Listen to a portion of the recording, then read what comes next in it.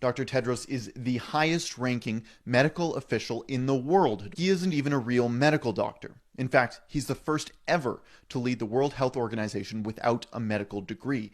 See, Tedros, he's actually a politician who hired a public relations firm in the United States to help him get the lucrative top job at the WHO.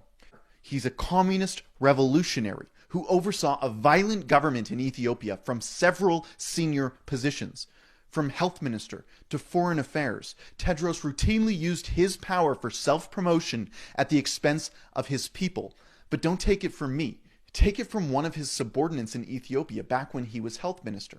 Despite their position in the government bureaucracy, they penned an essay about how, quote, Dr. Tedros left the Ethiopian health sector very much politicized and crippled, which must yet be depoliticized if it is to function properly, where doctors, quote, use their smartphone flashlights to help deliver babies at night and had no running water to wash their hands after treating an infectious patient.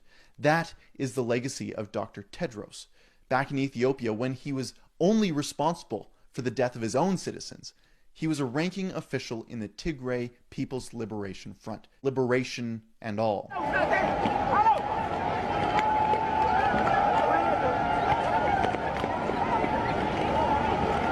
TPLF was so cruel, inhumane, and deadly that it was, quote, listed as a terrorist organization by the United States government in the 1990s and is still listed as one by the Global Terror Database because of its unfortunate habit of carrying out armed assaults in rural areas. The brutal regime killing its own people in the street, curb stomping them, bagging their heads, and shooting them.